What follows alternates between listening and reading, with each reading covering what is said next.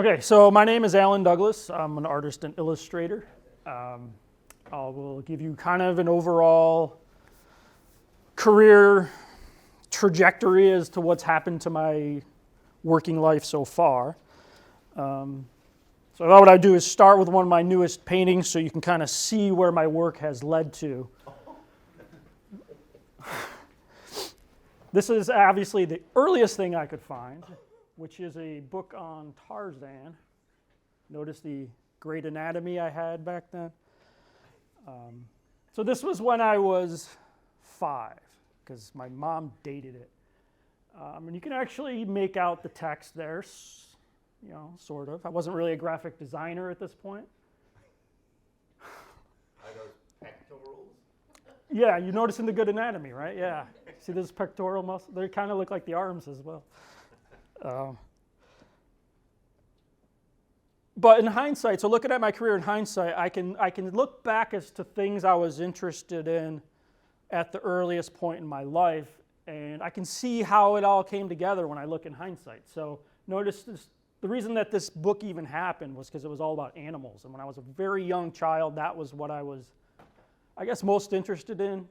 And you know, kids, I guess all children are interested in animals to a certain degree, but I latched onto it, I guess, more than other kids did. So like when I was choosing the wallpaper for my room, you know, it would be all these animals, and not graphic, colorful animals, but realistic animals is what I chose because, I don't know, it just appeals to my aesthetic. You know, notice the realism here. So what I was consuming at that time, and this is obviously before your time, is shows like Marlin Perkins' Animal, Mutual of Omaha's Wild Kingdom. And I was really attracted to stuff like this. Things like, they actually made safari cards, like a different card for all animals. So I would collect these things, right? There was no way I could collect them all because, you know, all animals. But I don't know why. For some reason, I was just fascinated with it. And the toys that I would play with would reflect that. There were these things called adventure people, right? And they had this safari set. So this plus little plastic animals, like that was kind of right up my alley at that point. So we're talking right about the time that Tarzan book I made. So this is 1977. So if someone were to ask me at that point, what do you want to be when you grow up? My answer was this, a zookeeper, just because I loved animals so much. But then I realized like what that shovel is for, and I'm like, I don't want to be a zookeeper. Like, you know, there's other things in the world. And like I said, 1977, Star Wars came out. So I was one of those kids that was just, obviously, became a big part of my life. Now, I wasn't really, I mean, the movies were great, but I was also interested in just kind of the tangential products that came out with the movies and all the concept art and the drawings that went into making the movie. So I was very much aware of the commercial side of making pictures, even at these early points in my career. Not my career, but my life. So, you know, stuff like Ralph McQuarrie's production paintings. This stuff would all be done digitally now, but they're literally only this big because I've seen the originals. They're little gouache paintings, and the precision in these is just amazing. Have any of you seen his original paintings? Yeah, one person. Incredible. Yeah. You see them all blown up in, you know, marquee advertisements, things like that in books, but then you go see the real one, and they go, oh, here's an actual size copy of one, and it's like this big. Yeah, they're so kind of tiny. Sitting there with a single hair brush. Yeah. So his stuff. So obviously, I loved the movies. I played with the toys, but I was also just as interested in the art that was necessary to make the films. These are just a few examples of Ralph McQuarrie's work. So again, I mentioned adventure people, Star Wars figures, and I kept collecting these all the way into high school. So it wasn't cool, but I still did it. I didn't play with them at that point, but I was still collecting them, right? And I sold off almost my whole collection on eBay. So I still saved like my very first figure that I ever bought, which I don't know where he is, Chewbacca, wherever he is. He's kind of in the middle there. But also things like G.I. Joe. So this is kind of my early influences and what I was consuming. But I was also paying attention to the artwork on the packaging, right? Because just like the Star Wars stuff, I was becoming very aware of illustration as a commercial enterprise, and I was aware that people got paid to do this stuff, you know? So what else came out around those times? The Dark Crystal. So I was very interested in the puppetry. These are Brian Froud's creations, right? The concept artist for Dark Crystal. I couldn't get into the new series. Like I love the artistic, the art direction, the puppetry and all that. But I don't know, the story just didn't grab me. So of course, Dungeons and Dragons also heavily influenced me at this point. I started playing. I was probably introduced to it around 1980, something like that. It was owned by, before it was owned by Hasbro and Wizard of the Coast, it was a company called TSR. But again, being very aware of the commercial aspects of picture making, these artists influenced me greatly. Larry Elmore, Clyde Caldwell, Jeff Easley, Keith Parkinson. And I loved how he could combine like the fantastical elements with kind of the mundane of everyday life. Producing that as a contrast really kind of boosts the fantastic for me, instead of just, if everything was kind of out there and we couldn't latch on to something that was real, it just wouldn't have the same impact. So this is all, again, all the stuff I've been kind of consuming. Book covers in the bookstores by Michael Whalen.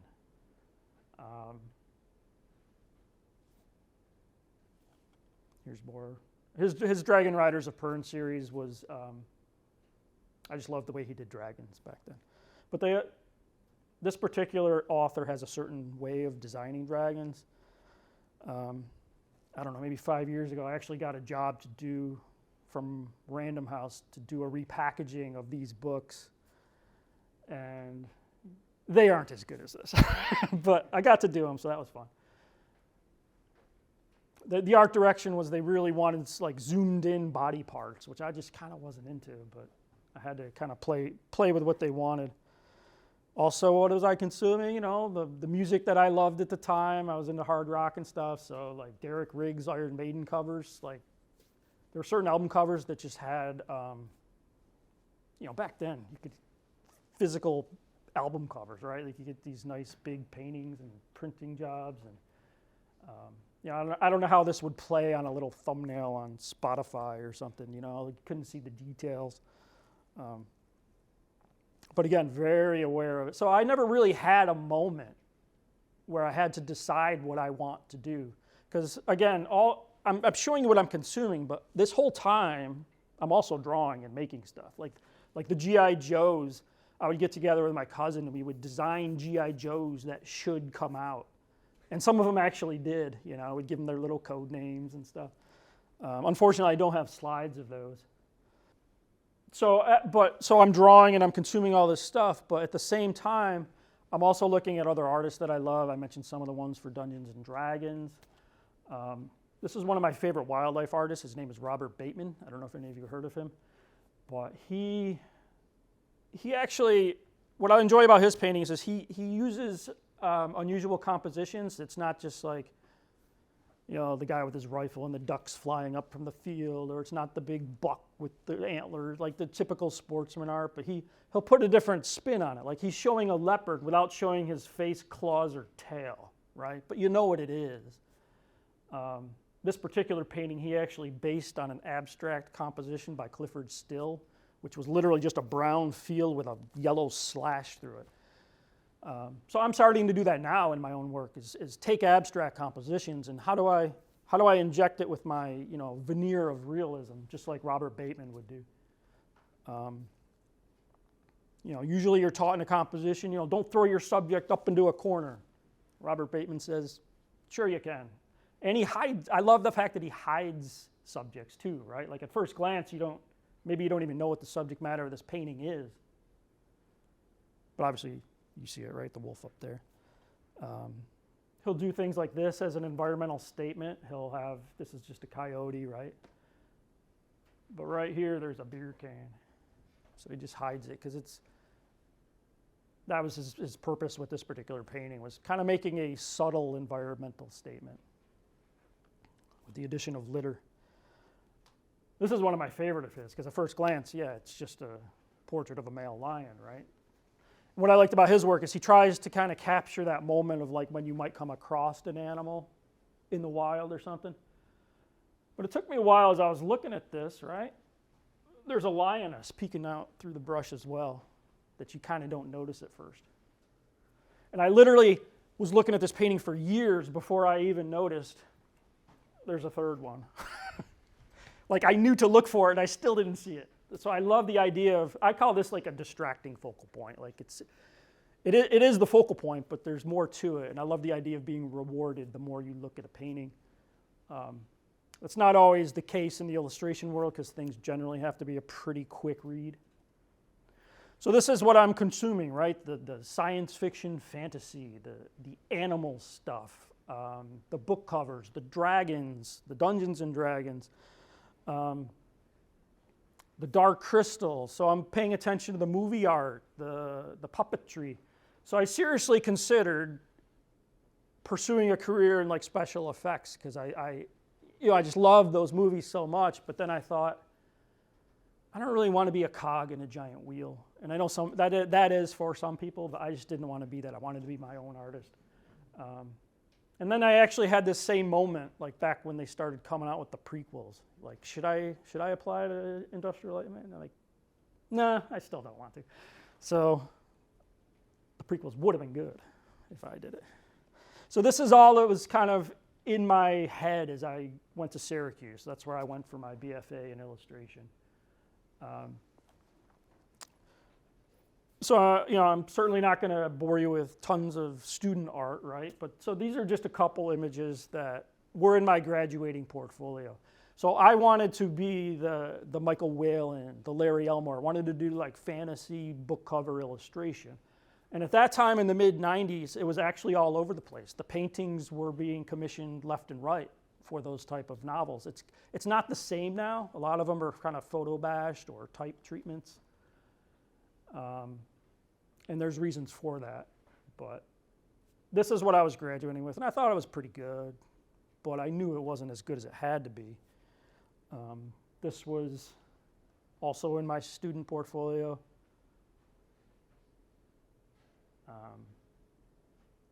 It's something I talk to my students about sometimes, is how you can bend projects to your will, and you can start to create the kind of work that you want to create, as opposed to the instructor telling you exactly what to do. Now, obviously you can't get away with that in all cases, but this was a food assignment. Like the assignment was supposed to illustrate food, and I was like, I don't want to. I'm not into that, So I did this, and I just told the instructor they're hunting for food. So this piece actually got into the Society of Illustrators student show at the time. Got a little bit of money as a cash reward, and I used that money to move to New York City, literally a month after I graduated. So it was very feasible because I had a couple roommates that I could kind of share costs with. And living in a big city is not for everybody, but it does have its advantages, right? It's got the gallery world, it's got the comic book publishers, the book publishers, which I wanted to get into. It's got the museums. Obviously, you can live in any city, but a city like this, it is kind of a hub for that kind of stuff. So this is the work of an artist named Donato Giancola. So I bring him up because he actually was also going to Syracuse when I was there. He graduated a year ahead of me. Did you get to meet him? He's a good friend of mine, actually. So He's one of my favorite things. yeah, so when I was in college, I hadn't gone to museums yet. I hadn't really seen really great representational painting. The first painter that I saw paint like mind-blowing skin tones was Donato. So he had his student work in the hallway, and he was already he was off the charts of how, and he'll tell you his story if you ever listen to one of his lectures. But he was rejected from one art school. He kind of felt like he was bottom of the totem pole, so he just worked his butt off. But anyway, I bring him up because, like I said, he graduated a year ahead of me. He moved to Brooklyn right after he graduated for the same reasons: publishing, galleries. He actually thought he might be a comic book artist. But he taught me how to paint the way I paint today. No one taught me how to paint in oils in college. But using his technique is how I painted probably the first 10 to 15 years of my career. Here's another one of his.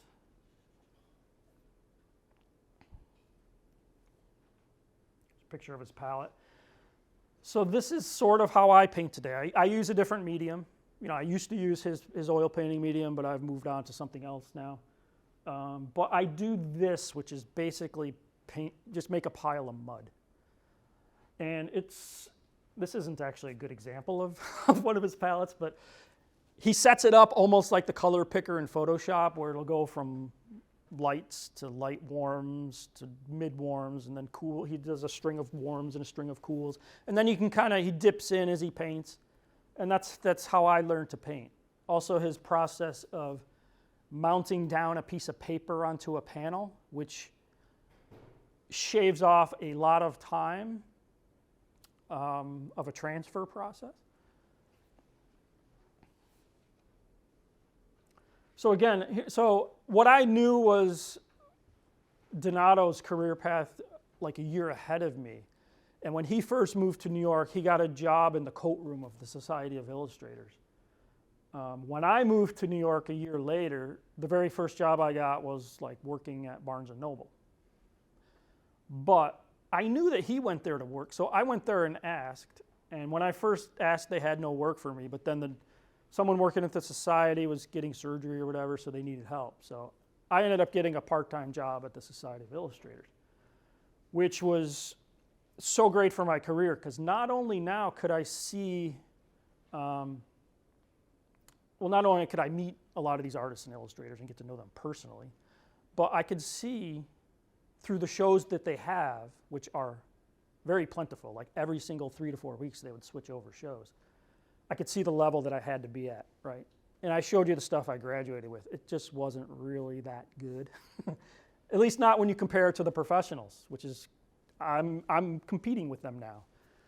And I remember, so I got a job there, so that was great. But I would also, as I was working on my paintings and I was getting some freelance work, I would literally just take a painting I was working on, call Donato up, and be like, "Hey, can I come over and paint in front of you?" He's like, "Yeah," because if you ever meet him, he's super friendly. He'll actually let you come to his studio, and if he does, he'll put a chair, like he'll be painting here at his board, and he'll put a chair facing him so you can talk to him.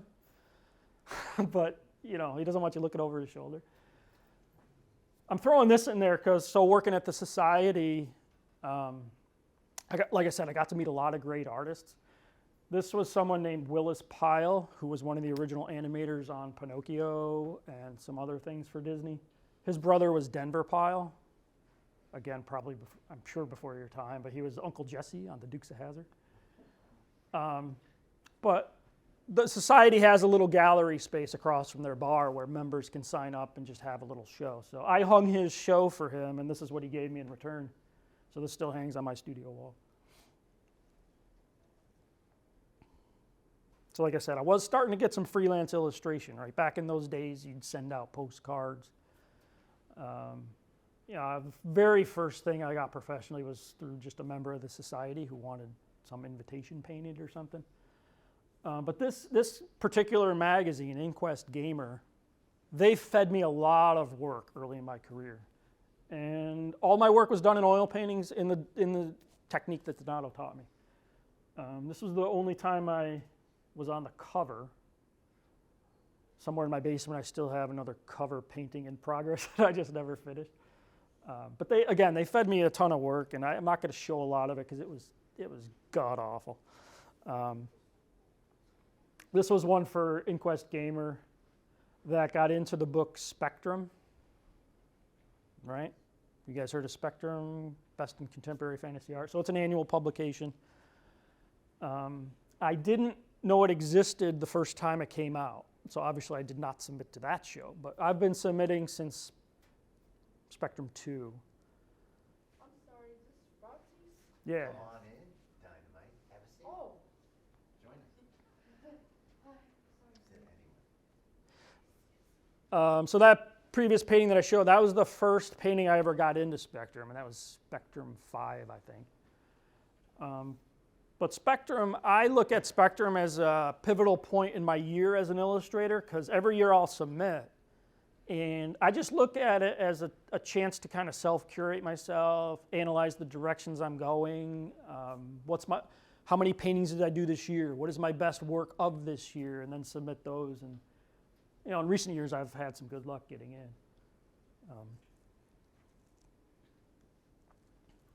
But a lot of those years I had a lot of rejection. You just got to kind of keep going. So share some of my illustration work earlier in my career. So I would do a lot of gaming cards. The only time I've been burned by a company going out of business was these Middle-earth cards for Iron Crown Enterprises. And as much as I was consuming the fantasy book market art and the Dungeons and Dragons painters, I had actually never read Lord of the Rings. So I was painting a Balrog before I knew what a Balrog was. This was just kind of funny. But maybe that's probably a good thing, because I didn't have a preconceived notion of what one was. So yeah, gaming cards. These are not in chronological order. Some of these are actually, all of these are digital except for this one, because I figured I could sell that one, which I did. So yeah, Star Wars, I was happy to take that job. I told the art director, give me characters. So I got Grand Moff Tarkin. I'm like, great, I'll do this traditionally. Next one they gave me was Mon Mothma. I'm like, crap. So I did that one digitally. But we can talk about doing gaming cards, because there is a trap you can fall into of doing too much low-paying work and never allowing your art to progress to a point where you can get better client work. So when I wasn't getting work, I was, of course, painting to try to get work. So these are just some kind of oil painting samples I would do in my spare time to, get more book covers and stuff. So that's the year 2000. So that's like 5 years into my career, 5 or 6. There's another one. This one was in Spectrum. So some of these have gotten into Spectrum over the years. I'd say this is my first major book cover commission. So this was for Tor books. I haven't done a lot of work for Tor, but I've done a handful of pieces with them over the years, but they haven't used me in years. Like I said, if you go look at the Barnes & Noble science fiction fantasy section, yeah, there's lots of paintings, but there's lots of photo-bashed stuff too. And when publishers now want to commission something traditional, they'll call Donato, they'll call Dan DeSantos. There's certain artists that they'll call, and they're always in their rotation. But what I have found is if you just scale your hero down to about 12 years old, you'll get middle grade work. Because if you go to Barnes & Noble kids section and look at the middle grade books, there's tons of illustration in there still currently. Just more, so I wasn't always doing science fiction fantasy. I would do historical fiction. So along the way, working at the Society, I did meet an agent. So at this point, I did have a rep, and this is a job that he got me. So this is not my work. This is the art of Todd Lockwood, who has also done a ton of Dungeons and Dragons stuff. And in fact, he's pretty famous for designing the dragons along the way. But the reason I'm showing this is because obviously digital art had been a thing, right, for years and years and years. But it wasn't until I saw Todd's work and I saw how he could translate his oil painting into digital, and you kind of couldn't tell the difference. So this is an oil painting, and that's his digital work. And I've seen him doing a demo of his digital work, and funny enough, he uses all watercolor brushes in Corel Painter. But this made me think, I'll give it a shot. So I downloaded Corel Painter, because that's what Todd uses. And so I started working digitally for my commercial stuff. So this is one of my first digital samples, right? So again, trying to make my digital stuff look like my paintings. It sort of does, but it doesn't. You know, like even now I can tell the difference. I still do both digital and traditional, but I could do it, right? I could achieve it. I knew how to do it. It was actually a pretty seamless transition. A lot of people have a hard time going from tablet, like looking here, and using their tablet. I don't know. For me, it was pretty easy. I can't explain it, and I've used Cintiqs, and I don't like them. How many of you used Cintiqs before? To me, there's a little bit of a disconnect between where the stylus touches the glass and where the pixels actually show up, and there's a little bit of a lag. So I use my iPad now, which is much better. So I was starting to get some book cover work. Again, I'm starting to do everything digitally, so this was for Scholastic. This was for Random House. So like I said, all you gotta do is make your heroes younger, and you can get work. So this was, one of my first middle grade stuff, I would say. Of course, I had to use neighborhood kids for models, which gets tricky as a grown man asking for, can I use your child as a model? So I'd be smart about it. I would have my wife be the casting director, and she would call the neighbors' parents and try to set it up. And then I would always compensate the kids so that the parents don't feel like I'm taking advantage of them. So I'd give them a gift card for literally like 10 minutes worth of work, and they liked it that way. Did a monsters book for Random House way back, where I had to do all the illustrations in the whole book. So this was the cover. This was in that book as well. This is kind of my version of a kraken.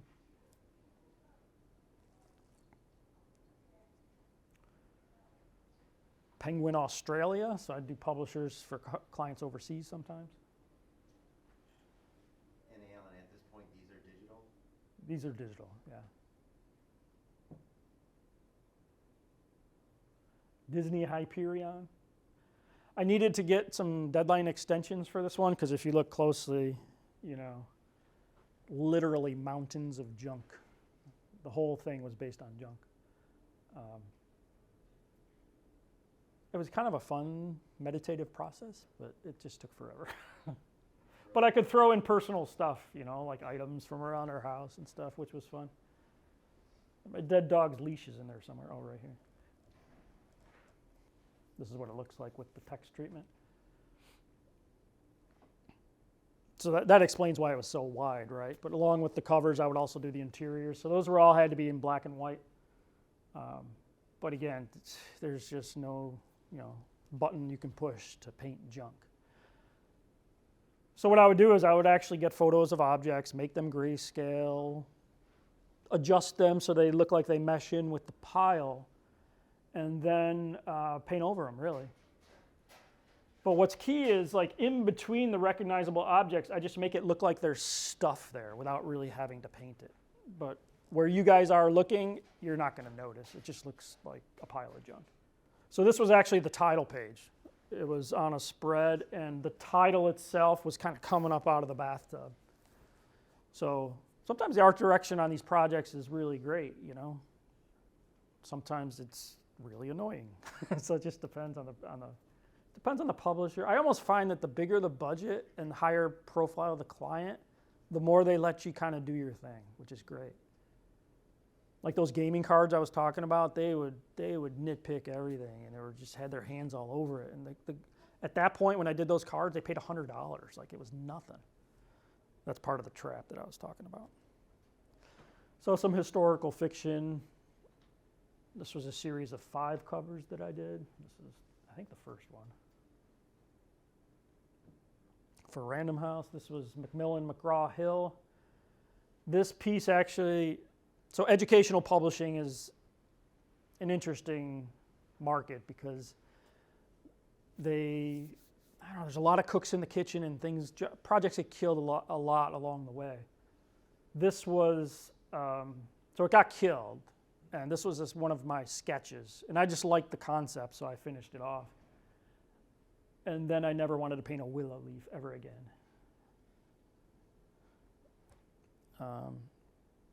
So my first Magic the Gathering stuff was actually for a board game for Magic the Gathering. Came through I had now switched agents at this point. This was through my new agent. So these were part of this Magic the Gathering board game. So you guys have heard of Magic the Gathering, right? So this is, like, the collector base is rabid for this stuff. So if you do traditional paintings, you can sell them for a lot of money. This is digital. And I also knew at that point that because these weren't actual cards, they have no value, or very little value. So these are digital. So it really depends on the card. That's the werewolf versions of the previous 2 people.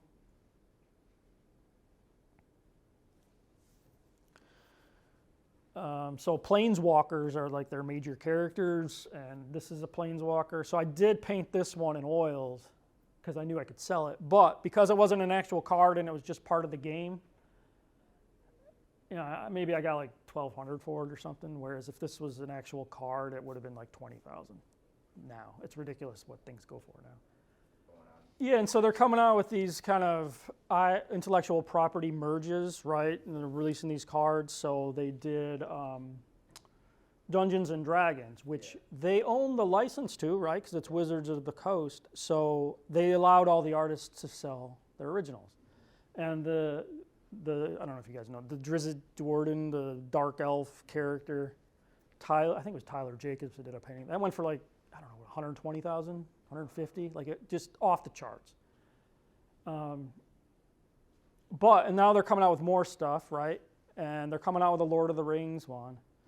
Because they don't own those properties, they're not allowing artists to do them traditionally. They have to be digital. So all the artists are like, yeah, because they would sell for. And Donato has done a ton of Lord of the Rings stuff. He is known for it. If he did a Lord of the Rings Magic card, easily 100,000, easily, but they're not allowing it. So he actually did the famous Wizard of Dungeons and Dragons. That was a Magic card, and I forget the guy's name. It's like more, probably. I know. Yeah, he's a bald guy. Sure. What was it? Was it Mordecai? Yeah, and that sold for over 100,000. Yeah. This, not so much. So I would also, I haven't done a lot of advertising stuff, but this was a very fun advertising job that I did. And the concept was they have these wireless, I guess, nodes that record seismic activity. And the concept was, we want these monsters chewing on the cables to show that the wireless ones are better. And I thought, how did this concept get approved? But thank you, this is fun, So I did it as kind of a triptych where the line of nodes just kind of diagonally goes up. So you got your land-based, your shallow seas, and your deep sea ones. But that was a fun job. I haven't done a lot of advertising, but that was one of them. So along the way, I showed you some oil paintings I'm doing for marketing samples along the way. So I never stopped painting for myself, right? When jobs aren't coming in, it's really weird. Like I'm really busy. I'm cursing the fact that I'm so busy. I have to get these paintings done for this job. As soon as I don't have work, I'm like, holy crap! I'm cursing myself because I got to get work, right? So there's really no stop. So I would do stuff like this in my spare time, like Lord of the Rings. So this is just kind of my version of Treebeard. But when I look back at the samples I'm doing or other paintings I'm doing for myself, I'm always throwing animals in there. And it's a constant theme in my work.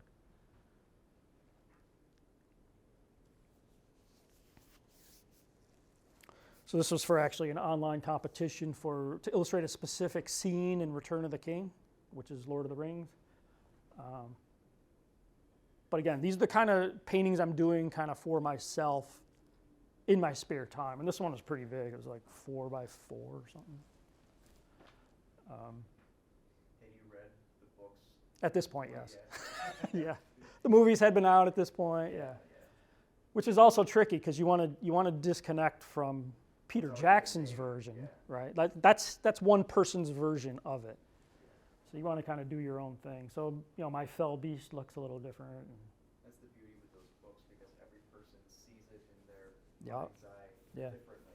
And the art for Lord of the Rings, it's very pluralistic. There's just so many different ways of bringing it to life. So anyway, that was my version of that scene. And I could, that same scene I could do a million different ways as well. But Is that on board or canvas? that is on a cradled panel because it was so big. I didn't want it to warp. But it was very much a puzzle to put together. Like I had to have the dead king or dying king. I had to have the Hobbit in the background. I needed to allude that there was a wider battle going on. And of course, Eowyn, who you're not kind of supposed to know she's a woman, right? But I needed to make her look feminine and masculine, sort of, at the same time. It was quite a challenge. I thought it came out pretty well, though. Dungeons and Dragons. So I have done a little bit of Dungeons and Dragons work, not a lot. They actually experimented with these things called tokens. I don't know if you guys remember that, so I did a handful of those. And then they brought me on to the team of artists that were doing the 5th edition Player's Handbook, and they really wanted a kind of painterly style, so even if you did stuff digitally, it had to look kind of painterly. I don't know if it does or not, but some people think this is literally like the pinnacle of my career because it's so widely known, but I look at it as a low-paying spot illustration, But I do want to work on certain properties. So I mentioned the gaming cards earlier. There's a company called Fantasy Flight Games. I don't know if any of you heard of them, but so they pay dirt rates, they buy all rights, they art direct like crazy. So there's a lot of things bad about them, but they have the best licenses. They have Lord of the Rings, Game of Thrones, Cthulhu.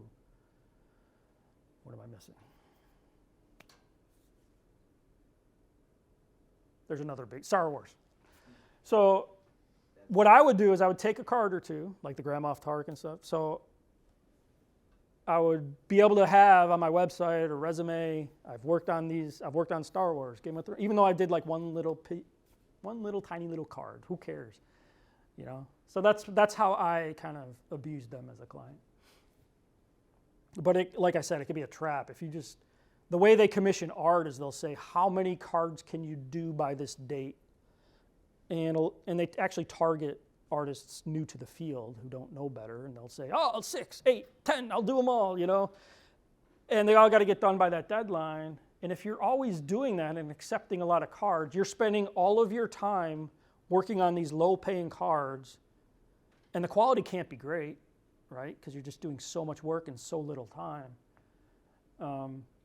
You never have a chance to do better work to get better clients. So strategically abuse them would be my advice. There was a magazine that used to be called Realms of Fantasy, so that's what this one is for. This is my little take on photo bashing. I did it for the textures of the rocks. And of course, along the way, I showed it to an art director at Wizards of the Coast for Magic the Gathering, and he was like, why are you doing that? You can paint. I was like, damn you, you're right. But I thought it looked cool. So photo bashing is basically a technique where you kind of merge photos into your illustrations. And you can see it, right? Like some of that is rock texture and stuff, volcanic rock. And it's actually widely accepted in certain industries, like concept art, right? Like some artists just do that. You just got to be careful about intellectual property and copyrights. Like you need to steal photos, but don't make it look like you're stealing photos, right? Or shoot your own photos, even better. But depending on the subject, you kind of don't have that as an option. So that's what it is. Basically, kind of seamlessly merging that photos into your work. So it's color correction. Like so, even with the junk pile, I had to do that, right? That was basically photo bashing. It's just I painted over everything. And I could develop a whole portfolio of this and it wouldn't look odd, but when he's flipping through my work and he sees all these other paintings, this one stands out because it's the only one I did it with. I'm not good at photo bashing because it's not my forte, but that's basically what it is. So again, along the way, so you saw some kind of book cover samples, oil paintings I was doing. You saw I'm doing Lord of the Rings stuff. So I'm very attracted to the fantasy stories, mythology, folklore. It's my version of Beauty and the Beast. Again, just throwing animals in every single time. I created this at a workshop called the Illustration Masterclass. I don't know if any of you have heard of it, but if you have an opportunity to go, you should, if you're interested in this kind of thing.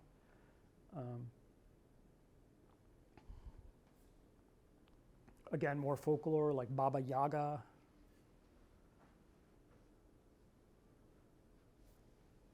The one mistake in this painting is, and I forgot to do it, is she has a fence made of bones with skulls on top. All the skulls are supposed to be children's skulls, and those aren't children's skulls, so I failed. The Arthurian tale of Merlin and Vivian, in which, you all know Merlin, right? The wise wizard. So he's seduced by this woman named Vivian, and she uses a magic charm to actually trap him inside this tree. So I guess the point of the story is, like, even as wise as someone like Merlin, like, you could still fall to the kind of, you could still succumb to a woman. Notice there's a little toad. So I'm always throwing something in, right? So here it's a levitating toad, because I figure, got to bring magic in somehow, right? That's how it looks close up. So I'm doing these mythological paintings, fantasy stories, but then I thought, what if I make my work just about the animals? Like, why even paint people? So this came next. This was a very pivotal piece for me. It was my first kind of, I call it unusual wildlife, right? So again, very, very influenced by Robert Bateman and fantasy art in animals, and I'm thinking, how can I tie them all together? And this is the reason I call this presentation Off the Beaten Path, because I'm not going to say no one is doing this, but really there's not a lot of people that are trying to get an aesthetic of wildlife art, but have it be fantasy art. And I'm not talking about like orcas in space and stuff like that, but I'm talking things that look like wildlife art.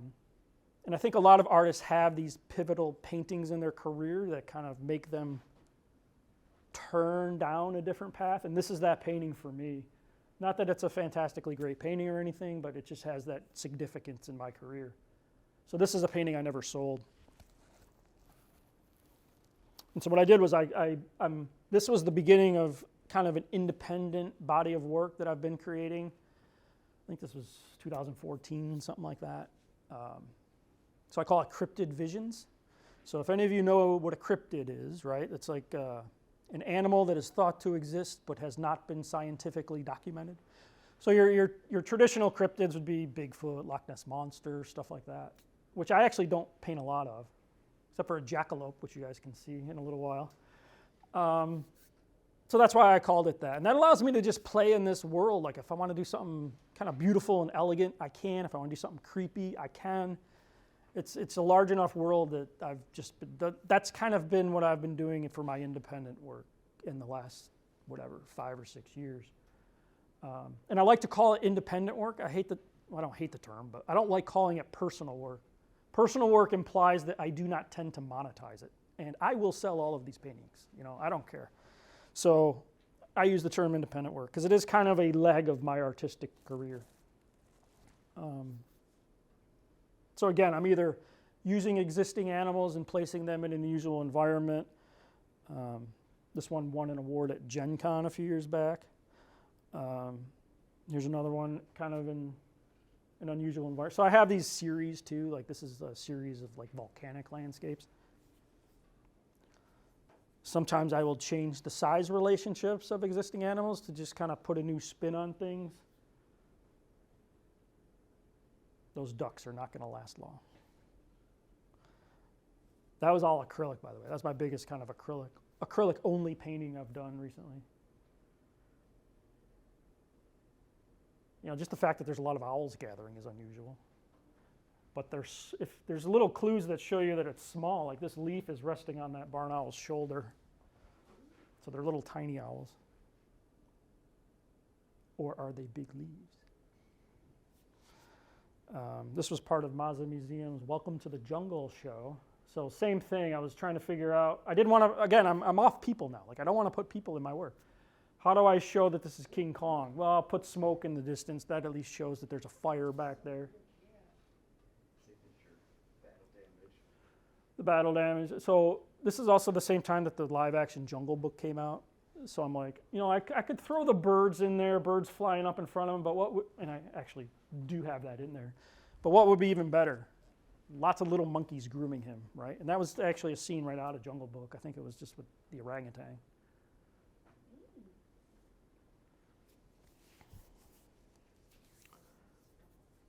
So this is a little different. Back to digital. So this has been my career, is just commercial illustration world, doing digital stuff on my iPad.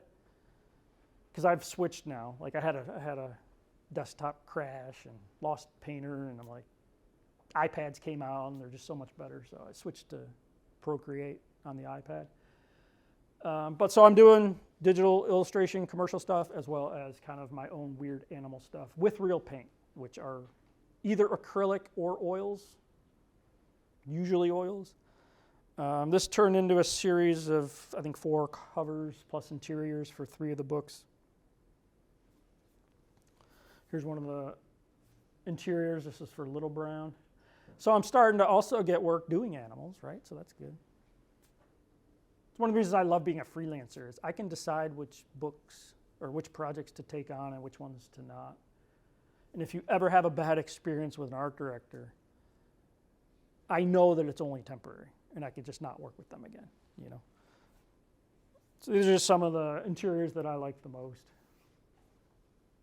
from that series of dog books. But again, I'm playing with my real paint as well. So this is along those lines. Kind of a goose hydra, swan hydra, I should say. Sometimes I'll just create animals, create my own cryptids, basically. So this one has tool use, right? So I don't know if you know, you probably don't know this artist, but there's an artist named Scott Fisher. He's got a big white beard. He's a young guy, he's like my age. Well, I guess he's old now. He's got a big white beard. But every year at the show I go to, I was talking to him, like, yeah, I should do a mutant based on you. So I call this guy and his name is Scott Fisher, so I named this the Bearded Fisher. So you never know where your ideas will come from, right? And he's got, look at all those toes, and he's got like 1, 2, 3, 4, 7 fingers on each hand, I think. This was also for the Mazda Museum. So there's an artist, sculptor, who's a curator at this museum. It's in Ohio, middle of nowhere, but they have like a really renowned collection of picture book art. So they got all the top children's book illustrators in their collection. So this was for a villains show, and I'm like, well, now I got to think of an animal villain. Who could I do? So this is the Jabberwock. I suppose I could have done Scar from Lion King, but this is more fun. Like I love Lewis Carroll's poem, The Jabberwock, right? Because you can basically make up whatever you want. So this was one of the last paintings I've done for myself that actually does have a person in it. And that's where Dungeons & Dragons got the term Vorpal Sword was from, right? This one's acrylic. So what I do is I prepare my panels as if I'm going to paint in oils, because you have to prepare them in a certain way. I always use acrylic first. Usually I switch to oils, but not always. So this is one that remained in acrylic. Same with this one, actually. So you can see I do these series too. Like I had the volcanic landscape, so I also have one where it's kind of these insect-based fairy folk. But they're not like the cute little girls in skirts, they're kind of weird looking. I also incorporate, my reference gathering is actually a big hobby of mine where I like to hike a lot and I bring my camera. So I am merging hobby with work, which is why not, right? So some of you, maybe you're into sports or cars or, who knows? But if you can bring your interests into your work, then it becomes easier to do because you'll spend more time on it. You spend more time on it, what happens? The work gets better. So this is what I preach to my students is like that food, like when I did the dinosaurs for a food assignment, like bend these projects towards the stuff you like to draw and paint. As far as not being able to draw, that's if you keep doing it, you'll get good. That's all that matters as far as that. So this is, again, more insect stuff. So this doesn't play well as an illustration per se because I'm hiding things because I like the idea of those hidden subjects. But, this is a picture of a frosty flower that I took on a hike. So I just build this library, and then when I'm trying to come up with these ideas, I put stuff together, This was also stayed in acrylic. I guess we're in my acrylic phase right now. This one too, I think, stayed in acrylic. I call this one Mermaid Evolution Stage 1. I really want to do my version of a mermaid because I don't know what that is yet, but it's definitely not like half mammalian, half fish typical thing,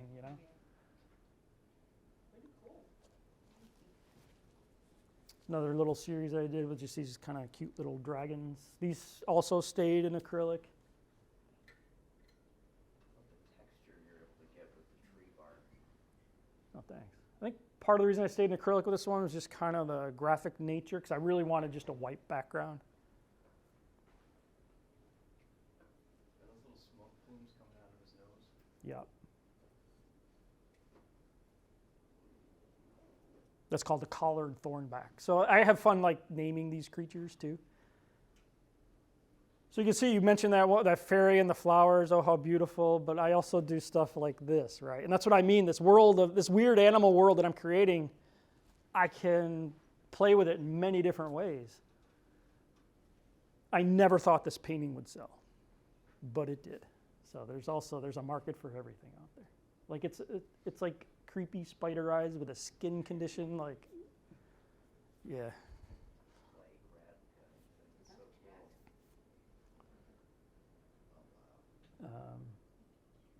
Again, not that this subject is really that hidden, but I like the idea of like a distracting focal point. Like this is all about the alligator gar, right, which is supposed to be a pretty big predatory fish, but he's nothing compared to what's hiding under there. And so this was actually based on another art contest online. So sometimes I'll use those as kind of an impetus to create something new and different. And the whole idea with the concept of the contest was like the veil has been lifted between the ordinary world and like this magical world. So to me, this is like a local swamp monster that the witch of the bayou has put a protection spell on so that the rednecks that are trying to catch it with all these snag hooks and stuff just can't get to it. You'll never know that by looking at the painting, but that's kind of the story behind it. And when you consider a story behind it, suddenly the work has more believability, and it's kind of an intangible as to why. But the more thought you put into what your designs are, the more it'll come across. And then so as, I've noticed throughout my years that, yeah, I can sell the big paintings, but those are a little bit more of, not a fluke, but more of a little bit of a lightning strike, if I'm selling something for thousands of dollars. So I started doing these series of just 5x7 creatures that I would make up. So I called these Mutants of the Erie Canal, I think. Yeah. Don't ask me how this thing eats. I think it has a mouth in there. I don't know. But again, so this is based on a bird photo that I took, That's the fork-tailed hornhead. This is the yellow echo creeper.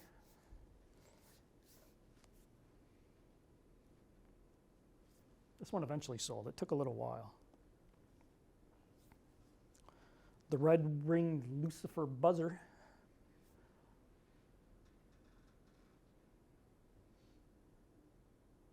The fire-crested mud grubber. Trump inspired me for this one. But I've noticed that the 5x7s tend to sell more because I can sell them for just a few $100 as opposed to something bigger. So it's when you do start kind of showing your work at a place where people buy art, it's good to have different price points, right? Like, yes, you need that kind of showcase piece that brings people over, but don't expect to sell it. Try to sell these little smaller ones, you know.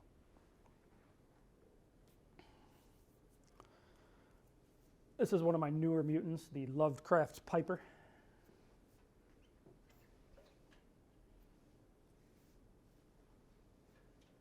Scholastic, so you can see, like, I'm purposely mixing these up because that's kind of my life. But again, I'm always throwing animals. You can't see it probably from where you are. There's a little cat on the roof back there. So even in something like this, I'm throwing animals in. Random House. I mentioned the Dragon Riders of Pern. So I had to repackage them. Or I didn't have to repackage them, but they hired me to do new covers for them. This was the one that I ended up liking a little bit because you could at least see a little part of the dragon. But they wanted this really graphic take, which, you know, of course, with my sketches, I proposed these other ideas, but they knew what they wanted. Here's an interior to one of the sequels of that Junk World one that I showed you, Jed in the Junkyard War. This is Jed in the Junkyard Rebellion, and this is a big construct made of lawnmowers. But I really like it. I like how this one came out. And I also do stuff that it comes out of left field, right? Like I don't have stuff in my portfolio that looks like this, but you can still, as long as you're a kind of competent artist that's good to work with, you can sometimes get jobs like this through your agent. So these were actually for a mobile casino game, I think.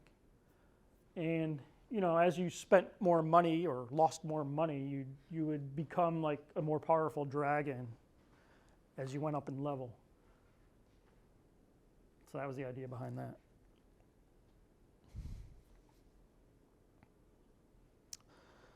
So I do mostly publishing stuff, but again, I've done a little bit of advertising and a little bit of editorial. So this was an editorial job for Miami New Times about some sort of shady agent.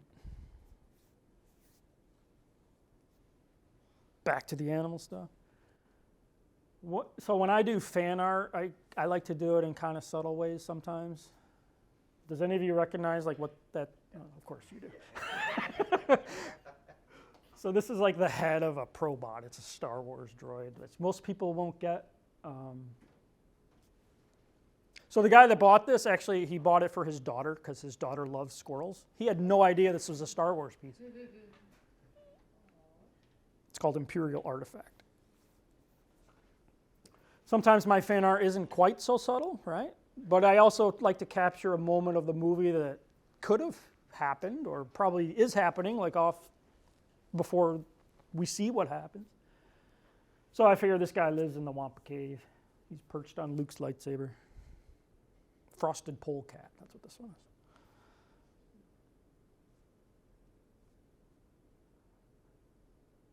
And I figure this guy's probably on Dagobah, right? So does he actually have the Force, or is Yoda over here floating these rocks? I don't know. So to me, this is Star Wars fan art, but people might not get it. They might not know it, you know. The painting sold immediately, but I don't think because of that. I think this is one of my better pieces. But floating frog, so I'm back to the levitating frog. I'm full circle now.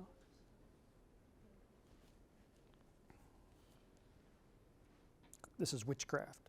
So this is for a small work show at a gallery in Long Island. So not only am I doing commercial illustration, I'm doing my own paintings, I'm selling them at conventions, but I'm also starting to do gallery stuff like I mentioned earlier with the Mazza Museum. So I don't do a lot of group shows, but I do them when I can. Here's another one I put into one of Haven Gallery's shows. Again, back to my kind of volcanic landscape ideas. And I thought foxes were popular, but I still haven't sold this painting.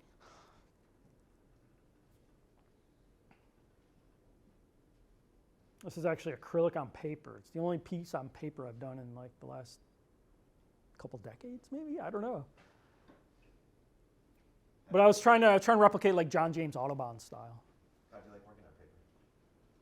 It's the only one I've done in the last 20 years. No, it's not that I didn't like it. I have a publishing project in the back of my mind, and this is kind of what I consider concept art for it. So I may come back to it at least 5 years from now when I have time.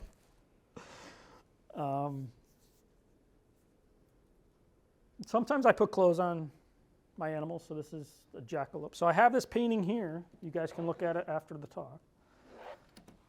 So it's not big, 9 by 12.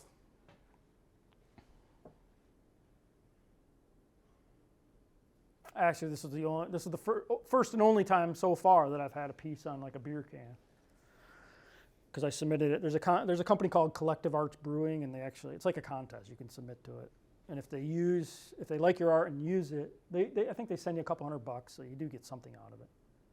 And they sent me an empty bottle. This I found at Wegmans, but I didn't like the beer.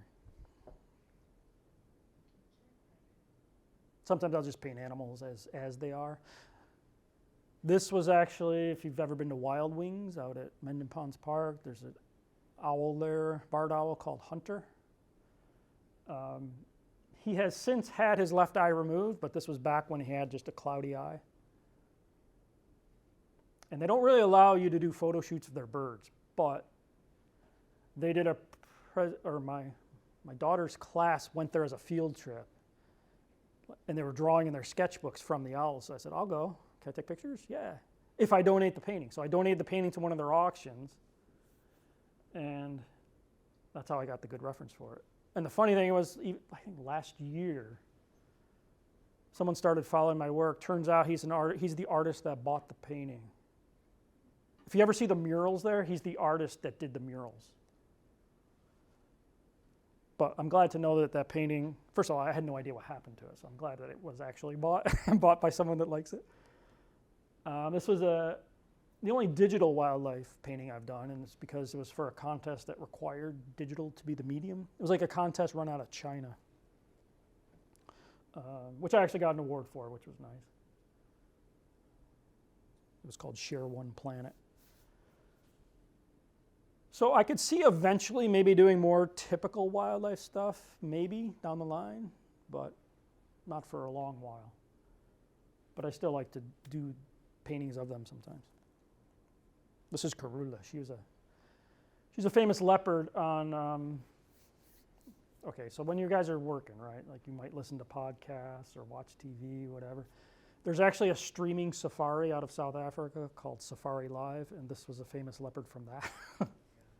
So it's kind of in a way, it's kind of a personal piece. She was actually a legendary leopard who raised like tons of litters to adulthood, which is rare in the animal kingdom.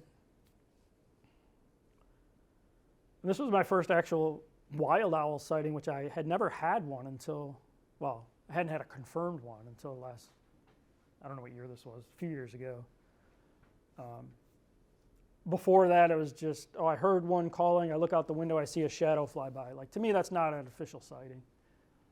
So that's why I did this painting. This one's pretty big.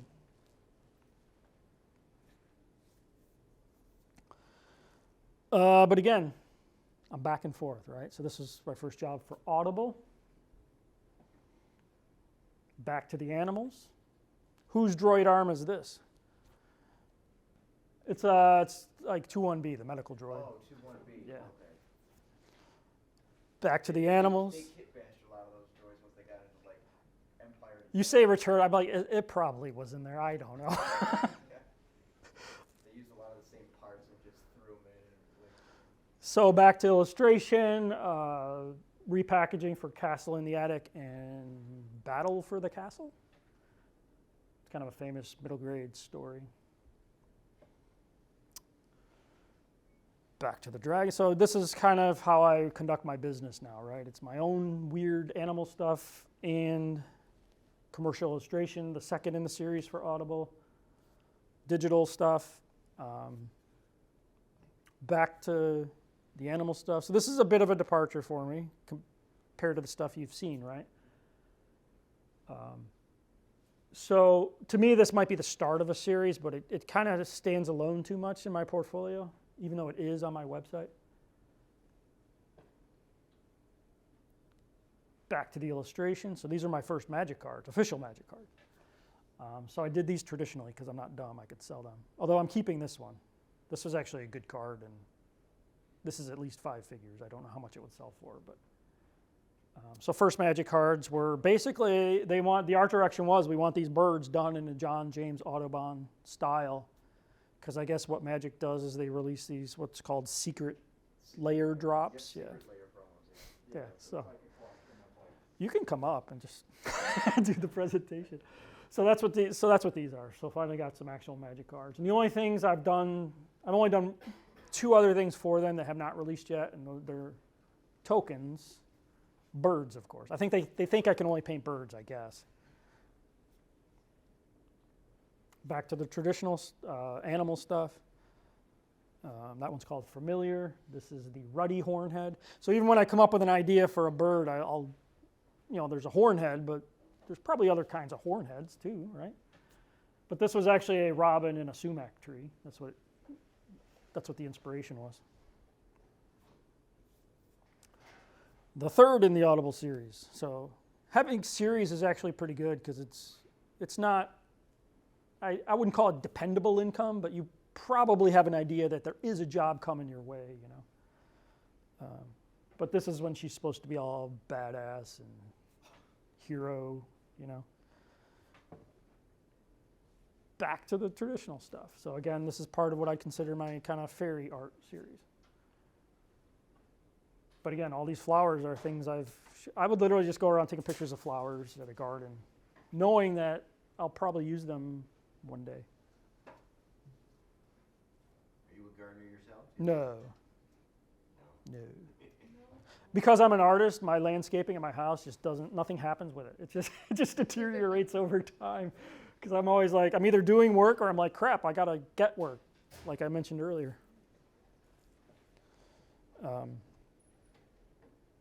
So I was wondering if I had time to dive into my process, but I do, it sounds like, right, a little bit. So this is going to be the speed version of my process. I'll do it with a couple different projects. This one was for a higher education publication called Carleton College Voice. And the concept of the article was off-campus studies for a college. And so they had 3 parts, 3 illustrations for me to do. One was, some woman's pilgrimage to Jerusalem. Another one was like shrinking down a submersible in the human body and studying anatomy. But the other one was why I took the job. It was, what if you studied with a hobbit in his hobbit hole and learned like the history of Middle Earth and how to brew beer and stuff? So I'm like, I'll take that job. Luckily, I had already read The Hobbit. Like I knew the story well. So obviously the first step is thumbnails, just really, really loose sketches, no detail. I tell my students, like if you put detail in, you're just wasting your time at this point. So I didn't know what I was going to do, like exterior hobbit holes. Based on the concept, I figured probably should be an interior with a student. So that's what eventually happened here. You can see the student in that one's just kind of roughed in.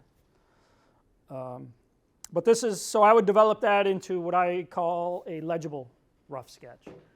So I don't spend the time really getting good reference yet, but with my drawing skills, I do need to communicate what the painting will look like, right?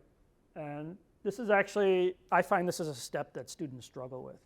They don't draw in hands or expressions on faces. Like it doesn't have to be really that realistic, but it does have to visually communicate without you standing over their shoulder telling them what it is. And then they can either approve it or not. Then I gather references, and this is not all of the references I gathered, but this is just a little bit of it. Again, I need hobbit hole reference, architecture. I'm not copying any one picture, but I'm looking at like how does rounded woodwork, what's the decoration look like? guys with curly hair, because hobbits tend to have curly hair. People studying. Again, I know I'm going to do my own photo shoot, custom photo shoot, but I'll still grab stuff. More. I knew I wanted, based on that rough sketch, I knew there was going to be a cat under the table. I knew there'd be a house plant. I knew there'd be stacks of books. Again, I throw in a bird. This is a bird photo I took. Here's just shots of my photo shoot. So I got all dressed up like a hobbit. Put stacks of books around me, my kids' books and stuff. So I think these ones are probably the ones that I used the most in constructing the final image. So again, I shoot myself. I mean, when I can get a model, I'll do it, but sometimes it's just myself. And you can see, like, I got a plastic mug and a big Peter Pan pop-up book and stuff. But what matters to me is the perspective, right? It's just easier to set up a little still life and shoot it than it is for me to lay out my perspective, vanishing points and all that stuff. I actually had a big goose feather or something for a quill. So then I would go into Photoshop and actually piece it all together. And then what I'll do is draw on top of this. So it's sort of tracing, but it's also, I call it tracing with a brain, where I'm not exactly tracing the photo exactly, but using the perspective of a stack of books. You can see how I'm like changing the lapels as I draw and all that stuff. So it's a little bit of, I do paint realistically, so that's why my stuff is photo-based. But you don't want to trace it just as is. You don't want it to look like your photo shoot, right? So this is what the final drawing looks like. So this is on a layer above my photo comp, and then what I'll do is put a color layer underneath my drawing layer. Now, because this is part of my process anyway, I usually send this to the client, just so they know exactly what it's going to look like other than the rendering. Even though the rough sketch has been approved, I'll still send it. Because I might as well. It's part of my process anyway. And some art directors will actually want you to send something tighter. They wanted me to change the ethnicity of the student. No big deal, so I did that. This is just a work in progress, so you can see how some of it's been painted. Some of it you can still see the line work. And this is a finished digital painting. He lost his glasses along the way too. So for my animal stuff, I always do it traditionally. It's always real paint. These are the acrylic paints I like to use. They're called Chromacolor. You can get them out of the UK. There's three things I really like about these. They dry to a nice kind of velvety matte surface. They take a little longer to dry, and they don't shift color when they dry like traditional acrylics. So you don't get that plasticky feel. Like it's a nice kind of, because it's resin based. It's not plastic. It's not polymer based. So these are the acrylics I like to use. That's just the photo of all my oils. I'm not really brand specific. Part of the reason that I work in acrylic and then switch to oil is I am literally reducing the number of oil painting sessions. So there, there's a little bit of, you have to deal with drying time and stuff like that with oils. There's also the fumes, right, if you don't have a great space to work in. So this is a photo I took while hiking. So again, if you can merge your hobbies into what you do, it becomes less work.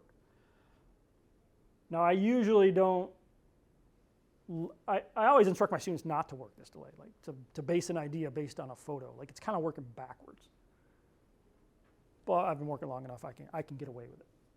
So these are just like little thumbnails for that particular photo of the mourning doves. There's kind of my, I guess, photo comp.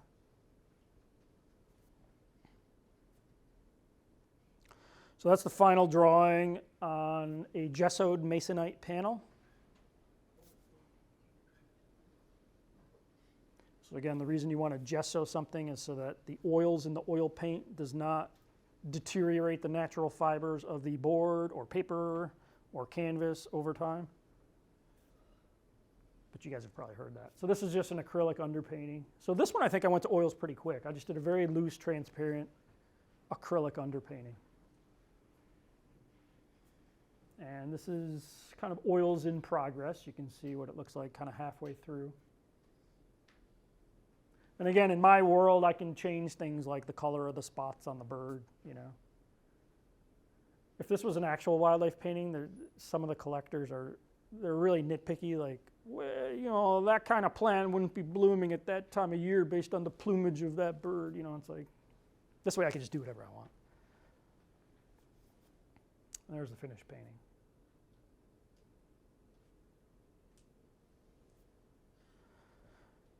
Last thing I want to mention is I am an instructor at the illustration department over at RIT, so maybe some of you will migrate over there, I don't know.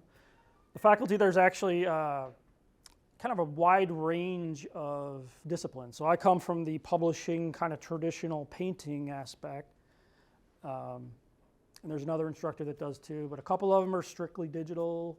We just brought in somebody who teaches visual development and stuff, so kind of a good diversity there. Before we get to questions, do you recognize this? I do now. This was the drawing that Franzi did in my high school yearbook. I had to edit out some expletives. So I learned a good lesson on this project. So one of the things the instructors at Syracuse taught us was to kind of shoot reference, but back then it was 35 millimeter slides, right? So you would shoot your slides, you'd get them developed, and then you would project them for the class, and the instructors would be like, yeah, I think you should use this one, whatever. So that was the process that I had in my mind. So I used photographs that I took of a forest, and I projected it onto the wall and started tracing every little shape. And I was like, this is literally, this is crazy. So I learned never to do that again. Like, just look at big shapes and texture and pattern and stuff. But that was the process that I kind of understood at that moment. And I learned that that's not a good way to go for a lot of things, you know. Yeah, I'm, well, especially Magic, right? I'm a member of, there's some Facebook groups out there, and all the auctions are run through this one Facebook group, so I like to see what things are going for, you know. And because of, every year I do like this one certain convention that's in Pennsylvania it's called IX Arts now. It used to be called IlixCon. I don't know why they don't come up with a good name, like, it doesn't make sense. But I know a lot of the artists personally who do a lot of the magic art, so I get to see like what they're going for, what they're doing, and it's you know, the artwork is good. You know, the good thing about illustration is there's no official kind of corporate ladder to climb up, right? If you're good enough, you can get the very best jobs in the industry right out of the gate. And I'm not even, Dungeons and Dragons is not that. Some people might think it is, but it's not. But there's a lot of small publishers and smaller companies that, you know, they can't afford the best artists in the industry, so there's a lot of opportunity out there. Like, you don't have to climb the ladder, but most people have to a little bit, you know. And to me, Dungeons and Dragons is very high profile. It's got a good name. It's a good IP to work for. It's fun subject matter, but they don't pay a lot, and they buy all the rights, so you can't do anything with it, you know. You can sell prints, I guess, but can't do much with it. I think that I didn't realize how good I had to get and how quickly until I got there. Because when you're in school, the tendency is to compare yourselves to your fellow students, right? Like, the competition is to be the best on the critique wall. But that doesn't matter. You have to be as good. You have to, by the time you're in the field, you're competing with everybody, right? And what I tell my students is, not only do you have to be at a professional level, you actually have to bring something to the table that the artists that these clients are already working with don't have. So it's a new, unique voice. That's what'll get you the work. And it has to be well executed. Because otherwise, why don't they just keep calling Donato, you know? So you have to really stand out. That's what I mean. It's rare that students graduate at that level. So usually you do have to climb a few rungs up the ladder, you know? But when I got to the society, I realized, like, okay, my work was good compared to the other students. You know, we had a really strong class. There was probably half dozen of us that had really good work. But it didn't matter, you know? Especially I wanted to paint realistically for book covers, you know? So one of the first things I did, I'd call up Donato, but I got an appointment with Donato's rep at the time. And I met him in his office, and he's like, no, you got to do this. And he showed me these. Back then they had like 8x10 transparencies, which were just gorgeous to look at. They're very impractical. But he showed me some Daniel Horn paintings and stuff. He's like, you got to get this good. So he wasn't even going to entertain me as taking me on, even though I was hopeful. Even Donato, when he came out of school, and like I said, he was already painting flesh tones at a level I had never even seen before. But when he started working with his rep right out of school, he had to do like a half a dozen paintings of science fiction fantasy stuff. He had to improve real quick. The very first thing Sal, his rep, said to him was, "Is this an underpainting?" I don't know if there is one really, because for me it would have been Star Wars and Lord of the Rings. Like, I've done Cthulhu stuff. I don't even care about Cthulhu that much. I've done Game of Thrones stuff. So it's one of the things I'm working on now is I'm working for Upper Deck doing something, and I'm doing a Game of Thrones project.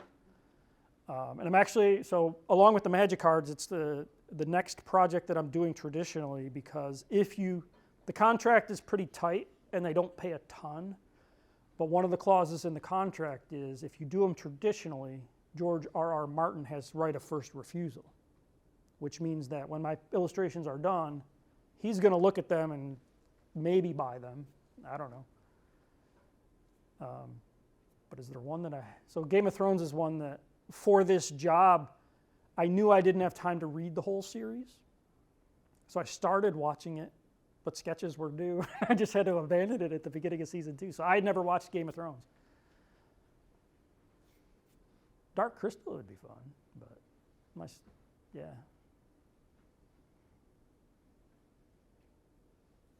That might be one that I haven't done. Actually, I did thumbnails for a landscape Dark Crystal painting years ago that's still in one of my sketchbooks that maybe I'll come back to.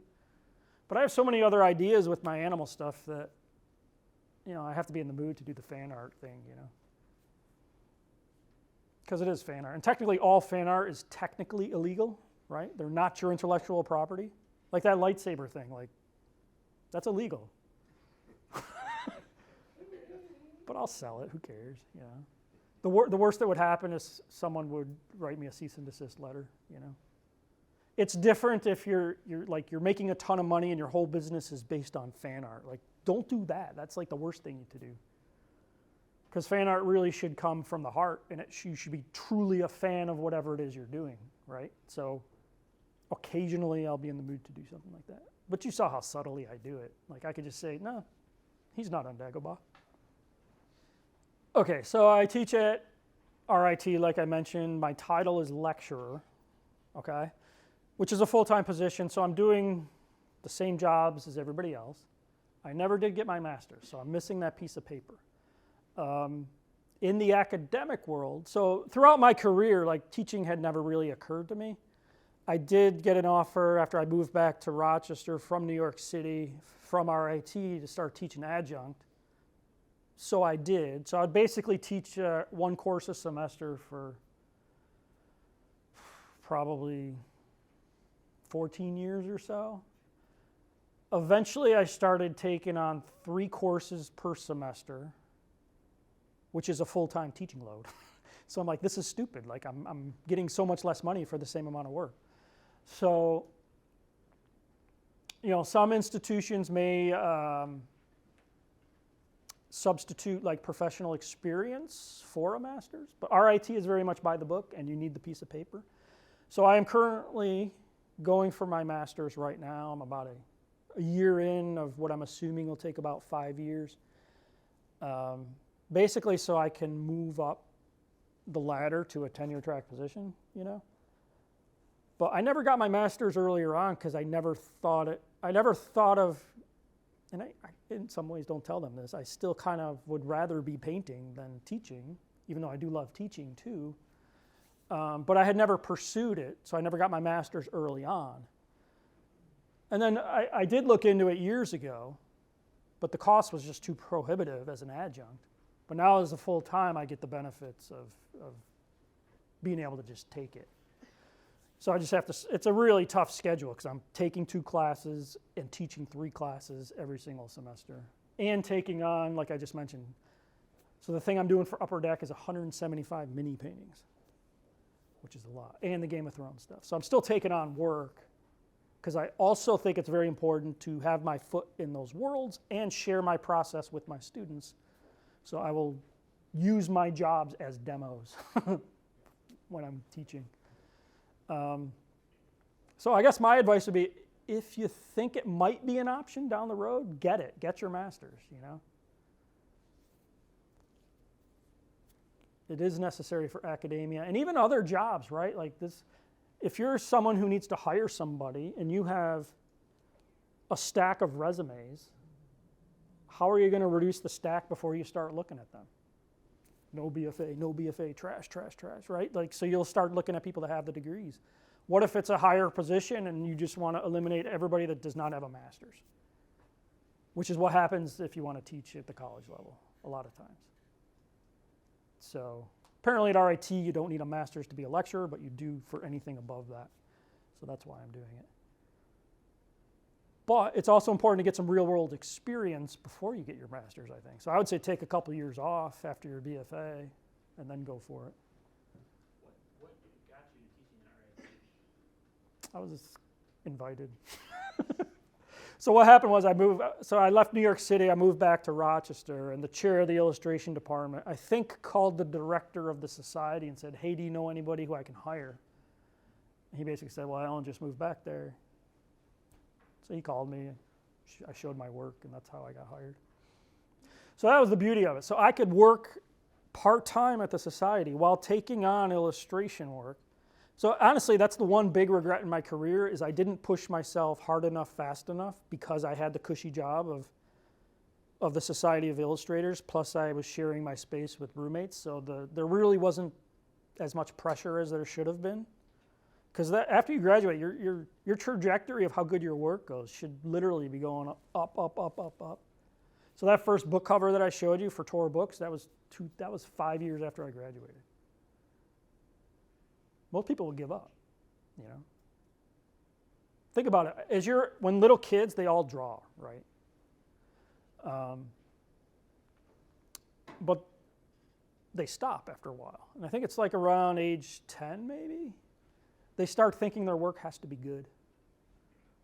But it doesn't have, it doesn't. We all know that if you just keep drawing, your stuff just gets better and better and better and better, right? So you just got to keep doing it. So even now, don't compare yourself to your peer. Don't compare yourself to the peers on the wall. Don't compare yourself to the professionals out there. Yeah, you'll get there eventually. But what you should be doing is compare yourself to yourself like a couple years ago. It's not that every painting gets better than the last, because there are a lot of duds along the way. What you got to do is take maybe your best 5 paintings from this year, compare them to the best 5 paintings of 2 years ago. Do you see an improvement? And hopefully the answer is yes. And then if it is yes, you're on the right track. Have you guys heard the 10,000 hours thing, right? Like if you just do something for 10,000 hours, you'll be a master or whatever, or you got to get all the bad drawings out of the way and then you'll be good. Like that's kind of true to a point, but it's kind of meaningless unless you are consciously trying to improve on certain things along the way. So my advice to you is figure drawing definitely. But try to improve, like, okay, I'm going to try a new color palette with this piece. I'm going to try really detailing this piece. I'm going to try something loose with this piece. Like, throw yourself curveballs. Try to give yourself something to learn with every single thing you do. And that will speed up your progression. Because you can do 10,000 hours, but if you're just spinning your wheels, you're going nowhere, you know? So you got to consciously be trying to improve. And if you're having a hard time addressing what your deficiencies are, ask other people, ask faculty, ask your peers, like, what's wrong with this, you know? My critiques can be kind of negative in some ways, because I don't want to be, like, you could just, if you want to pat on the back critique, go ask your family, you know? But it's more important to improve on your deficiencies than it is to just, obviously I'm encouraging, like, this is good, right? But there has to be, I think, more of what will make it better and less of, hey, good job, you know? There does have to be a mixture of both, though. So I guess those would be things I would say, is really focus on certain things, and whether it's your edges, texture, paint application, experimenting with your digital media more than you are. I personally feel that digital media is fantastic. It's actually the most versatile medium out there. But to me, why do some of them start to look a little homogeneous? Like, people start to look the same, and it's because they literally don't spend enough time with their program trying new brushes, customizing brushes, making their own. It's a lot of like low opacity, default round brush. If you're just doing that, how are you going to stand out? And I don't know why that is. It's a little bit of an intangible, but I think if I gave every one of you like a paintbrush and the same type of paint with the same thing in front of us to draw, everybody's thing will look so different. And I don't know why it is, but it is. And I'm seeing it now. I'm taking a figure painting class this semester, and same model, same lighting conditions, same color paint, same types of brushes. Everybody's work looks so different. So you got to be, if you're working digitally, you do have to be very conscious about differentiating yourself somehow, I think. That wasn't your question, but there you go. So yeah, focus on things you can improve on, is what I would say. And just know it will take you longer than other people, but you got to embrace that. You just know that going in, you know. A lot of it is just experience painting. It's a lot of translating your knowledge of how to render shape into whatever forms you're working on, you know. So if we look at, well, it'd probably be easier to show you a painting on here. What's a good one? You know. So you're like, how do you make that up? Well, first of all, I get a lot of reference photos, right? So I have a whole folder of just lava fields and lava and magma and all that stuff. I got my bird reference. But, this I made up. I looked at charred branches and stuff, but it's basically, if you think of it as just a cylinder, right? And where would the light hit that cylinder? Kind of down this area here, this area here. I want some reflected light from the magma, so how does that like rim light work? And a lot of it is just learning how to draw.